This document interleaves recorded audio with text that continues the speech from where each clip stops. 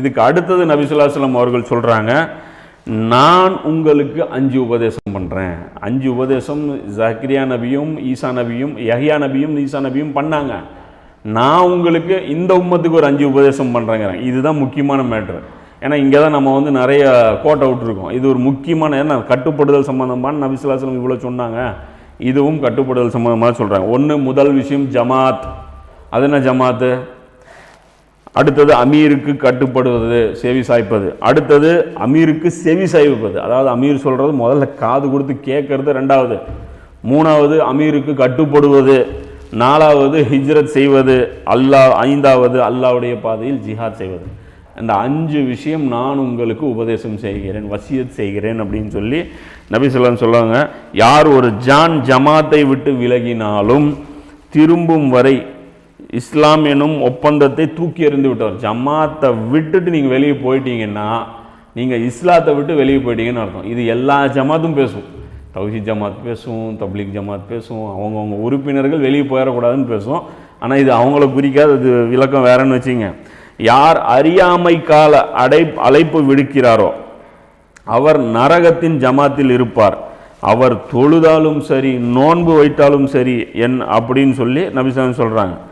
ஏன்னா மக்கள் கேட்க, அவர் தொழுதாலும் சரி நோன்பு வச்சாலும் சரி அவர் முஸ்லீம்னு சொல்லிக்கிட்டாலும் சரி, அல்லாஹ் வைத்த முஸ்லீம் மூமின் அல்லாவின் அடிமை என்றே அலையுங்கள் அப்படின்னு சொல்லி சொல்கிறாங்க.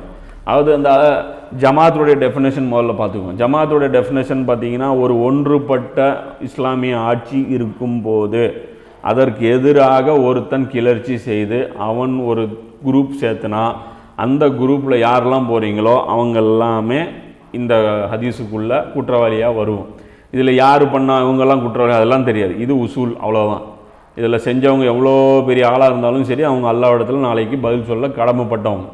அப்போது ஒன்றுபட்ட ஒரு ஜமாத் இருந்தது. அந்த ஜமாத்து முஸ்லீம்கள் உடைச்சாங்க. நபி ஸல்லல்லாஹு அலைஹி வஸல்லம் அவர்களுக்கு பிறகு அந்த ஜமாத்தை உடைச்சாங்க. அதுக்கு ரீசன் சொல்லப்பட்டது எல்லாமே என்ன, அதில் உண்மைத்தன்மை இருக்கா என்னங்கிறத இன்ஷாஅல்லாஹ் பார்ப்போம். அப்போது இந்த விஷயத்தை பொறுத்த வரைக்கும் இது தவறுன்னு நபி ஸல்லல்லாஹு அலைஹி வஸல்லம் சொல்கிறாங்க. அவர் அப்படி அழைப்பு, அதே மாதிரி இன்னொரு விஷயத்தை ரசூலுல்லாஹ் சொல்கிறாங்க, ஜமாத்தை விட்டு வெளியே போகக்கூடாதுன்னு சொல்கிறாங்க. சொல்லிட்டு சொல்கிறாங்க, அறியாமை கால அழைப்பு விடுக்கக்கூடாது. அது என்ன அறியாமை கால அழைப்பு? குரூப்பாக பேசுகிறேன், நான் இந்தியன், நான் பாகிஸ்தானி, நான் சைனீஸு, நான் தமிழன், நான் வந்து ஏசியன், நான் அரபியன், நான் கருப்பன், நான் வெள்ளையன். இதுதான் அறியாமை காலத்து அழைப்பு. அதுக்கு பதிலாக எப்படி கூப்பிடணும்? முஸ்லீமு, மூமீனு, இப்படி தான் கூப்பிடணும். அல்லாஹ்வுடைய அடிமைகளே, மூமீன்களே, முஸ்லீம்களே, இப்படி தான் கூப்பிடணும். மனிதர்களே, இப்படி தான். இவங்க என்ன கூப்பிட்றாங்க? இன்றைக்கி பிரிச்சோம்ல அறியாமை கால அழைப்பு. அரபுகள் எல்லாமே அரபு உலகத்தில் இருங்க, இந்தியர்கள் எல்லாமே இந்தியாவில் இருப்போம், பாகிஸ்தான்காரங்கெல்லாம் பாகிஸ்தானில் இருப்போம், சைனாக்காரங்கெல்லாம் நம்மலாம் ஒன்று. இது நம்மலாம் ஒன்றுன்னு எவன்லாம் கூப்பிட்டானோ இது எல்லாமே ஜாஹிலியத்தான அழைப்பு. நான் வந்து அல்லாஹ்வுடைய அடிமை, நான் ஒரு மனிதன், அவ்வளோதான். இதை தாண்டி வேற எந்த லேபிளும் எனக்கு கிடையாது. அதை தாண்டி ஒரு லேபிள் இருக்குதுன்னா முஸ்லீம்னு சொல்லிக்கலாம். மூமினா அது கூட எனக்கு தெரியாது. நான் மூமினான்னு எனக்கு தெரியாது. நான் முஸ்லீம். ஆனால் அல்லாஹ்வை இறைவனாக ஏற்றுக்கொண்ட ஒரு முஸ்லீம். நான் வந்து தொழுகை நிலைநாட்டுறேன், அவ்வளோதான், நான் முஸ்லீம். இதுக்கு மேலே எந்த சிறப்பும் எனக்கு கிடையாது. என் மொழியினால் எனக்கு சிறப்பு கிடையாது. இன்றைக்கி வந்து நிறைய அந்த மொழிக்கு பின்னாடி நிறைய வந்து ஒரு சர்ச்சை கிளம்பிட்டு இருக்கு. நாம் மொழியால் தமிழர்கள், நம்முடைய அசல் அடையாளம் தமிழ்ங்கிறாங்க. அசல் அடையாளம் தமிழ் கிடையாது. அசல் அடையாளம் நாமல் மனிதர்கள், அவ்வளோதான்.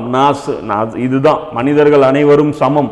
அவன் தமிழ் பேசினாலும் சரி, மலையாளம் பேசினாலும் சரி, சமஸ்கிருதம் பேசினாலும் சரி, அவன் பூணூல் போட்டாலும் சரி, தொப்பி போட்டாலும் சரி, அவன் எல்லாருமே சமம். எல்லாரிடத்திலும் அல்லாஹ்வுடைய அந்த ரூஹு ஊதப்பட்டிருக்கு. இப்போ இந்த அழைப்பு தான் நம்ம வந்து கொடுக்கணும். அறியாமை காலப்பு அழைப்பாக வந்து மற்ற விஷயம்லாம் ஆயிரும்.